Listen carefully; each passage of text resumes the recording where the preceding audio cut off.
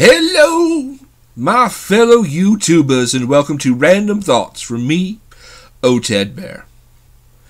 September 20th, 2014, Miss Emma Watson made a speech as UN Women Goodwill Ambassador. Miss Watson pointed out that fighting for women's rights has too often become synonymous with man-hating. And if there's one thing I know for certain is that has to stop.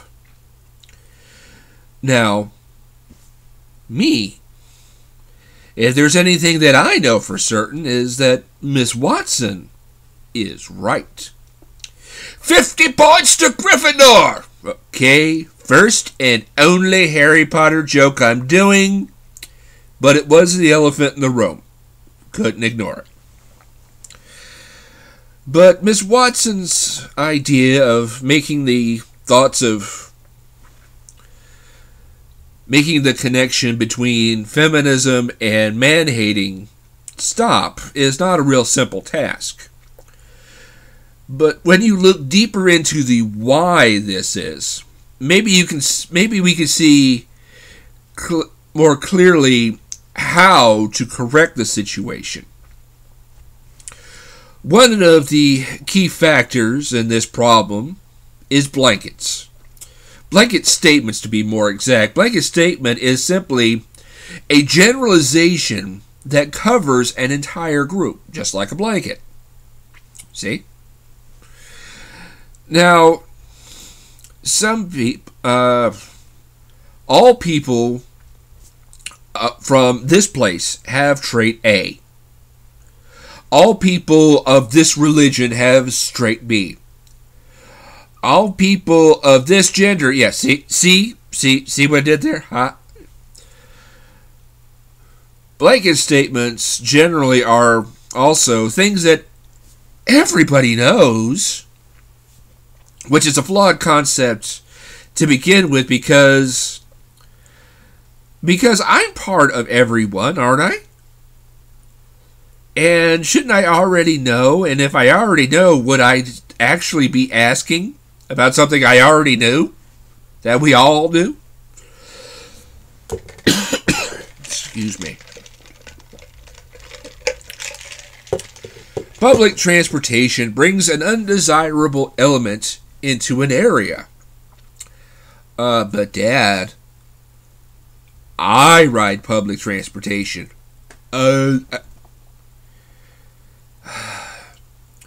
Now, you know the blanket statement I'm looking to bust right now. All feminists are man-haters.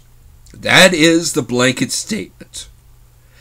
But this statement of all feminists are man-haters is no truer than all Muslims are terrorists. Are there some? Yes. But one does not have to be one to be the other. It doesn't necessarily flow like that. With such a glaring gap between those who cause trouble and those who don't, why can't we keep that into perspective? And my theory revolves around our logical minds and our emotional brains. Let me see if I can point that out to you. In 2013, 320 officer-involved killings. Now, that stat makes no implications regarding either wrongful doing or justification on the part of the person killed or the officer killed. You know, it doesn't say good shoot, bad shoot, it just says shot. 320 incidents spread over 461,000 sworn officers in the United States, which gives us a percentage of 0.07%, less than 1% of sworn officers who have drawn their weapon and ended a human life, or 1 out of 1,441. Now, logically, with numbers like this, and following Chris Rock's How Not to Get Your Ass Kicked by the Police, I advise you Google. I advise you search it out. It's actually a funny video. You should have no problems anytime you are dealing with an officer of the law. But emotionally, we can't separate our emotions. Focus on one thing. Our logic tells us something completely different. Although the media has their hand in that too.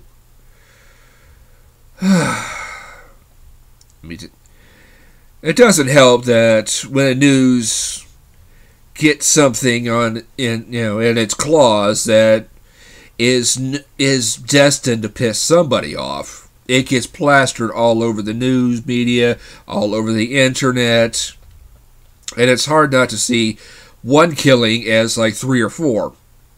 Case in point, a friend asked me if I'd heard about a stabbing at the mall, and my first thought was, there was another one? Back to the feminist versus man-hater comment I was alluding to earlier. Media's penchant for reporting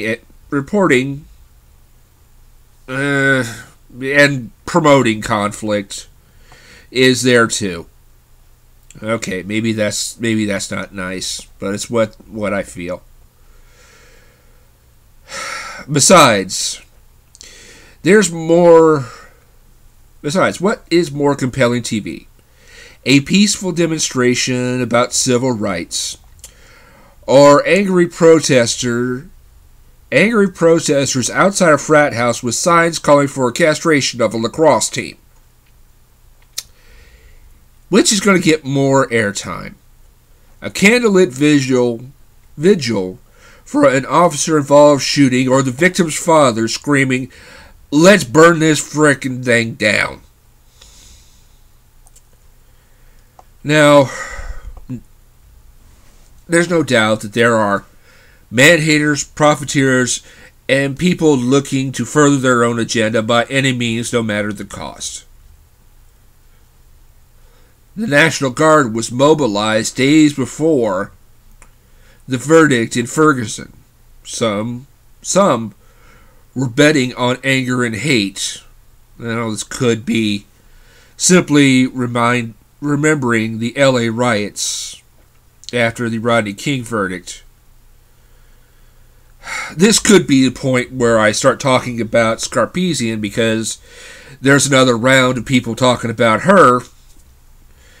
But I haven't been able to sit through one of her videos, so I'm not going to talk about what I don't know.